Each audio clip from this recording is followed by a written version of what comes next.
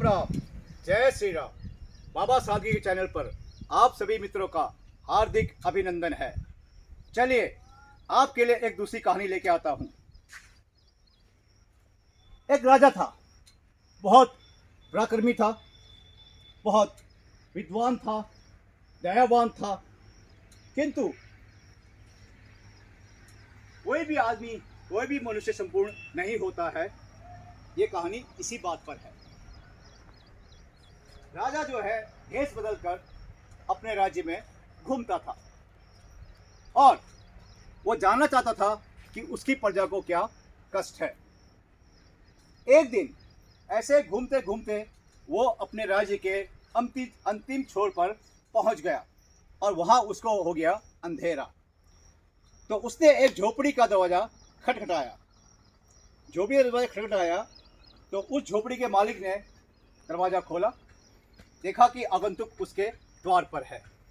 उसने ससम्मान उन्हें दाखिल करवाया और जब खाने का समय हुआ तो 4 रोटी, 1 हरी मिर्च, प्याज और नमक के साथ राजा के आगे रख दी। राजा ने पूछा, क्या आप रोज ऐसा ही खाते हैं? तो किसान ने कहा, श्रीमान,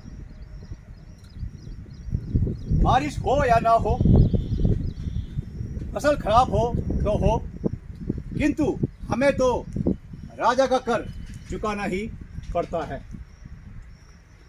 अब राजा को ठेस लगी कि हाँ यार, ये बात तो गलत है।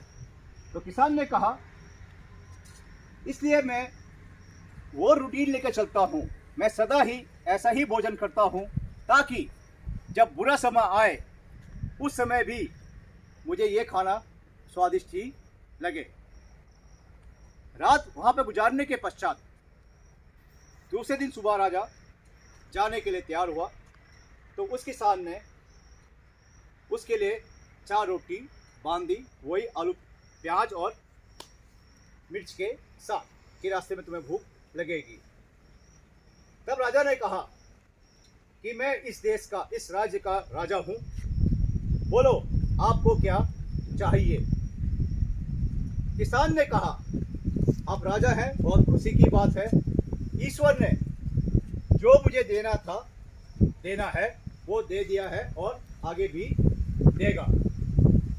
यदि आपको कभी मेरी आवश्यकता पड़े तो मुझे याद कीजिएगा। राजा अचंभित रह गया। यार, एक किसान की इतनी मजा कि मुझे कहे कि अगर तुझे मेरी जरूरत है तो मुझे याद करना।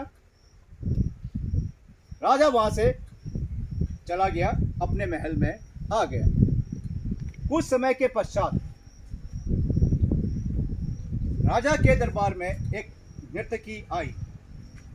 वो पड़ोस के देश से आई थी, क्योंकि वहाँ का जो राजा था वो इस देश के राजा को पसंद नहीं करता था। वो चाहता था कि इसकी बेइज्जती हो। तो वो नृत्य बहुत खूबसूरत थी, गायन में माहिर थी, नृत्य में माहिर थी। तो पूरी रात उसने सभा का मनोरंजन किया। जब आयोजन समाप्त हुआ तब राजा ने नर्तकी से कहा, मैं बहुत खुश हुआ, बोलो आपको क्या चाहिए? तो नर्तकी ने कहा, जो मैं मांगूंगी आप दोगे? राजा ने कहा, मैंने वचन दिया है, आप मांगो और मैं दूंगा। तो नर्तकी ने कहा कि मैं आपके सिंहासन पर दीर्घ शंका करना चाहती हूँ। यह सुनकर राजा का मस्तिष्क चकरा गया। क्या करूं, क्या ना करूं, क्या करूं, क्या ना करूं? तो उसने कहा नर्तकी से, ठीक है, मुझे आपकी शर्त मंजूर है, कृपया मुझे 3 दिन का समय दीजिए। तो नर्तकी ने कहा, ठीक है महाराज, 3 दिन बाद मैं आऊंगी और आपके सिंहासन पर दीर्घ शंका करूंगी। और नर्तकी वहां से चली गई। अब राजा सोच में पड़ गया, क्या करूं, क्या ना करूं। एक दिन गुजर गया, 1.5 दिन गुजर गया, तब राजा के दिमाग में उस किसान की याद आई जिसने कहा था कि कभी मेरी आवश्यकता हो तो मुझे याद कर लीजिएगा। राजा ने तुरंत अपने सैनिकों को भेजा और उस किसान को संदेश भिजवाया कि राजा के दरबार में हाजिर हो। तब किसान ने सैनिकों से पूछा कि राजा इस समय किस मुसीबत में है। किसानों ने जो है पूरी कहानी बता दी। तब किसान ने कहा ठीक है, तुम जाओ और मैं तीसरे दिन वहां पे पहुंच जाऊंगा। सैनिक वापस आ गए, राजा को बताया कि किसान ने ऐसा ऐसा संदेश भेजा है। अब किसान जो है राजा जो है और परेशान हो गया कि मेरे बुलावे पे वो क्यों नहीं आया।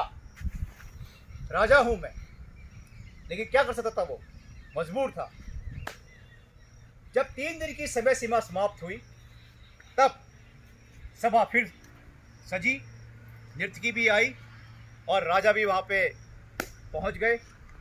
तब नर्तकी ने कहा कि राजन, अपना वचन पूरा कीजिए।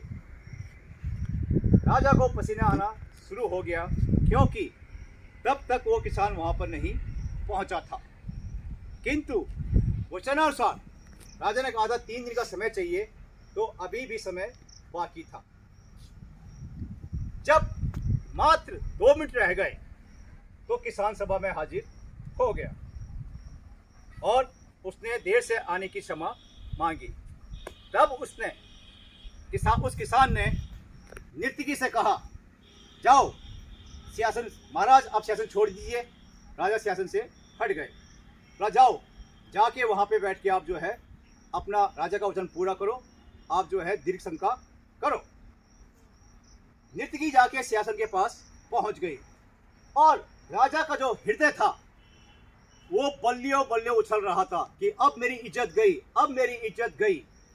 क्योंकि सम्मान बहुत ही बेशकीमती होता है, लेकिन इस समय लोगों का सम्मान है सिर्फ पैसा। कैसे भी आए, बुरे ढंग से आए, किसी को मार के आए, किसी को काट के आए, किसी को बेच के आए, लेकिन पैसा आए। तो उस समय में पैसा आवश्यक था, किंतु इज्जत से बड़ा, सम्मान से बड़ा नहीं था।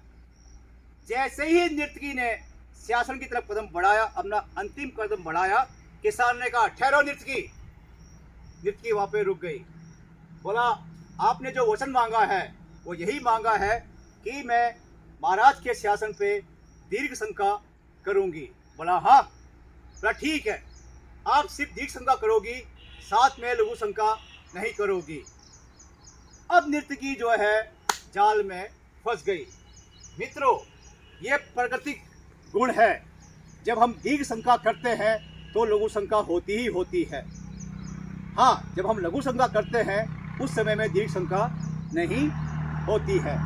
तो किसान ने एक छोटी सी बात, राजा विद्वान था किंतु उसकी समझ में वो बात नहीं आई और किसान को ये छोटी सी बात मालूम थी, तो उसने ऐसा करके राजा की इज्जत को बचाया। अब कहानी क्या संदेश देती है? कहानी यह संदेश देती है, कभी भी सामने वाले को मूर्ख ना समझें, कभी सामने वाले को कमजोर ना समझें। सामने वाले का सम्मान मेरे सम्मान से कहीं ज़्यादा है। जब मैं सामने वाले को सम्मान दूंगा तभी वो मुझे सम्मान देगा। तो यहाँ पे आपको 2 बातें बताई हैं कि जब हम दीर्घ शंका करते हैं तो लघु शंका का होना आवश्यक है, अति आवश्यक है, प्राकृतिक गुण है ये। दूसरा, कभी भी चाहे वो निर्धन हो, कमजोर हो, किसी को भी तुच्छ नहीं समझना है। तो यह है कहानी, आपको अच्छी लगी होगी। धन्यवाद। जय श्री राम। राधे राधे।